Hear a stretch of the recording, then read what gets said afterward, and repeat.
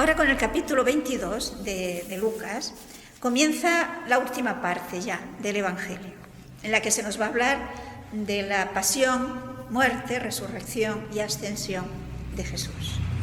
Es el misterio pascual que celebramos nosotros en Semana Santa.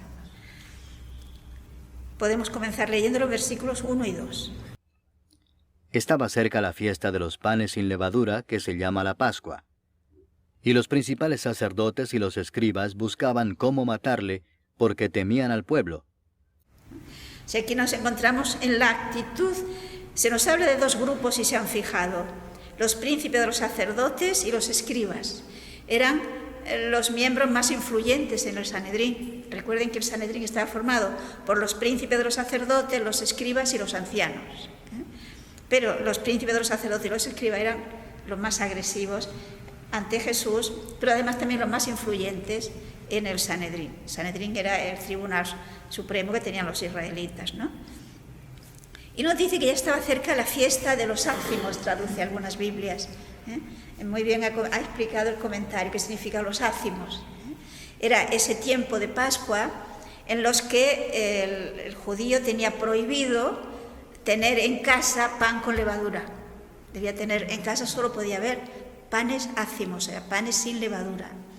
¿Y esto por qué? Fijémonos que es todo un simbolismo.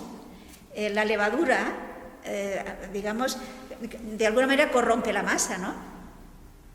Entonces es símbolo de pecado, que corrompe.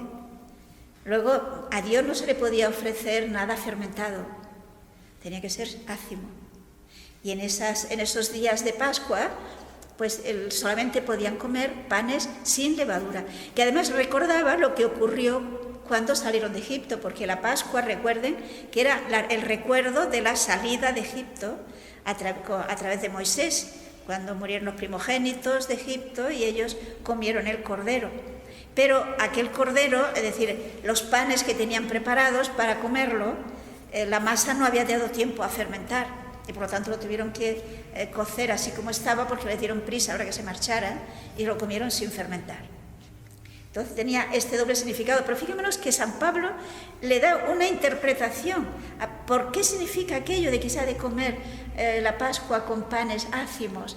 Fijémonos en 1 Corintios, capítulo 5, versículos 7 y 8. Limpiaos pues de la vieja levadura, para que seáis nueva masa, sin levadura como sois, porque nuestra Pascua, que es Cristo, ya fue sacrificada por nosotros. Así que celebremos la fiesta, no con la vieja levadura, ni con la levadura de malicia y de maldad, sino con panes sin levadura, de sinceridad y de verdad. O sea, fijémonos cómo nos dice San Pablo, cómo tenemos que vivir nosotros, porque para nosotros Pascua es, de hecho, es toda nuestra vida. ¿Por qué? Porque nuestro Cordero Pascual, Cristo, ya ha sido inmolado. Luego, ¿nosotros qué tenemos que hacer? Sacar de nosotros, dice, alejad la vieja levadura. Tenemos que sacar la vieja de la levadura y ser conscientes de que hemos de ser panes ácimos, panes sin levadura, porque estamos celebrando la Pascua. Cada vez que participamos de la Eucaristía, estamos celebrando la Pascua. De hecho, una vez al año, el día de Pascua, ¿no? Recordamos pues, el hecho mismo de la muerte y resurrección de una manera solemne, etcétera, ¿no? Y habiendo sido preparado con la Cuaresma y todo lo demás. Pero en realidad el cristiano está celebrando la Pascua siempre. Por esto, ¿cómo tiene que ser? Dice, festejémosla no con la vieja levadura, no con la levadura de la malicia y de la maldad, sino con los ácimos de la pureza y de la verdad.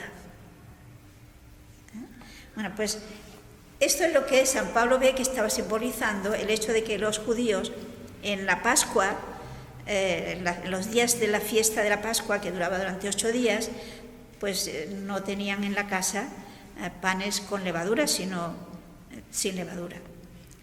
Y claro, recordemos que para la Pascua venían judíos de muchos sitios.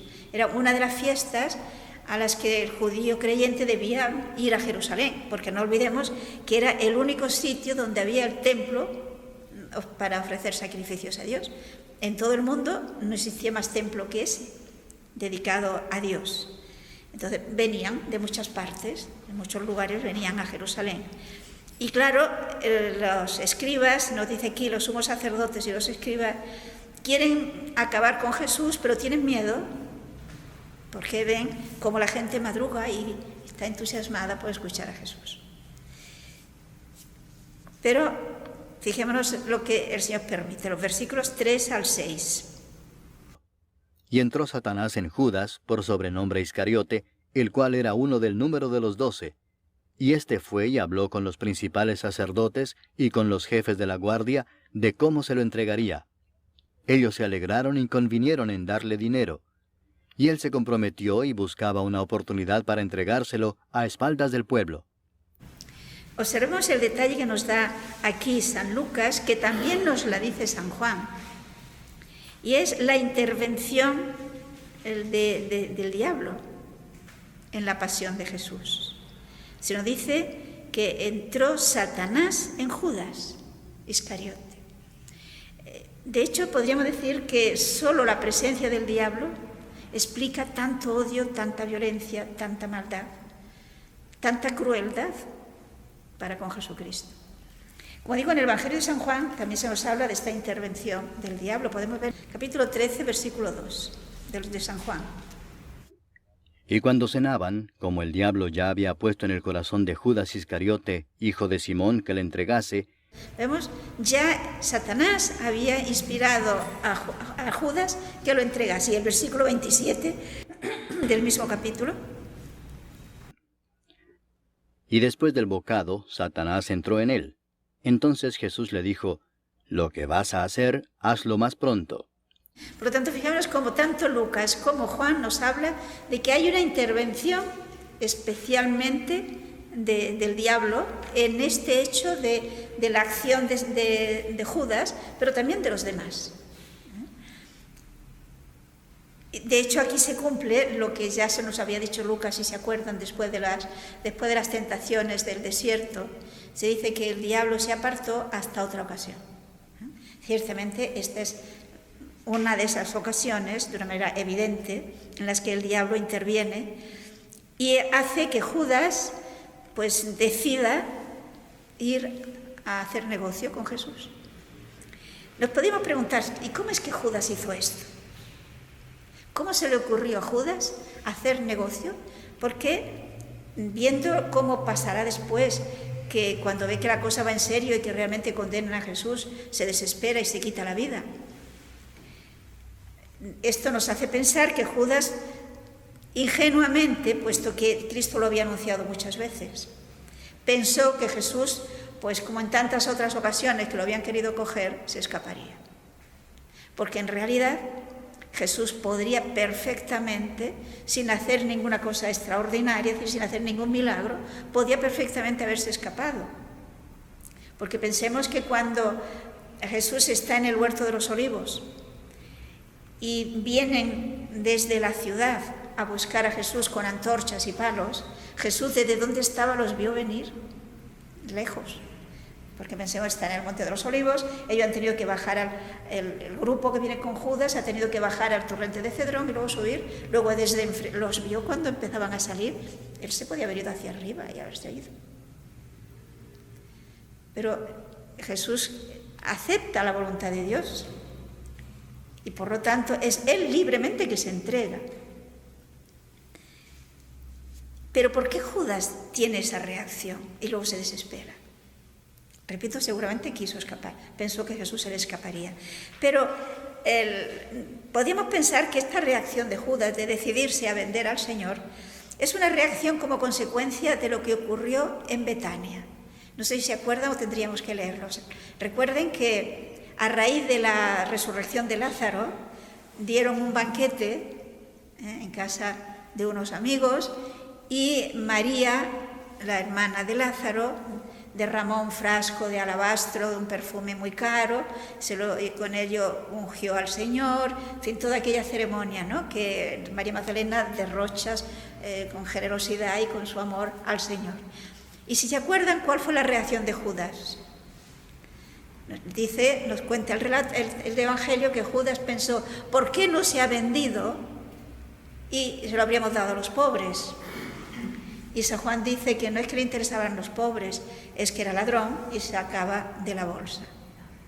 Pero Jesús defendió el acto de la mujer, ¿se acuerdan? ¿No? Creo que no hará falta leerlo. Es muy posible, por lo tanto, que Judas se sintió humillado y pensó, pues, ahora es la mía. Entonces, se ofrece libremente, sabe que los sacerdotes y los escribas quieren matar a Jesús y no saben cómo hacerlo, y él se ofrece para facilitárselo, a cambio de dinero, claro. Y por lo tanto se compromete, se pone de acuerdo con ellos para buscar una ocasión que sin ruido pues puedan cogerlo y puedan acabar con la vida de Jesús. Lógicamente, esto explica que a continuación se nos va a narrar que llega el momento de preparar la última cena. Y Jesús no da detalles de dónde será la última cena. Nos da tiempo de leer unos versículos. Fijémonos, versículos 7 al 13. Llegó el día de los panes sin levadura, en el cual era necesario sacrificar el cordero de la Pascua.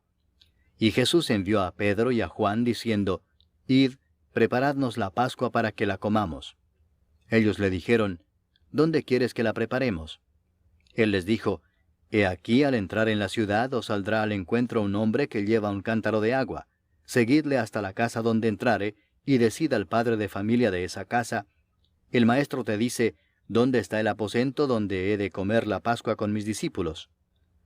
Entonces él os mostrará un gran aposento alto ya dispuesto. Preparad allí. Fueron pues y hallaron como les había dicho, y prepararon la Pascua.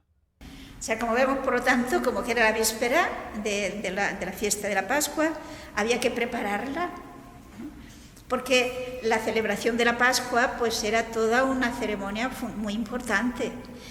El detalle de todo, de la manera de cómo había que hacer la preparación, todos los judíos se la sabían, porque estaba prescrita en el libro de Moisés, en el Antiguo Testamento, de cómo había que inmolar el cordero, preparar las verduras amargas, etcétera, etcétera, ¿no?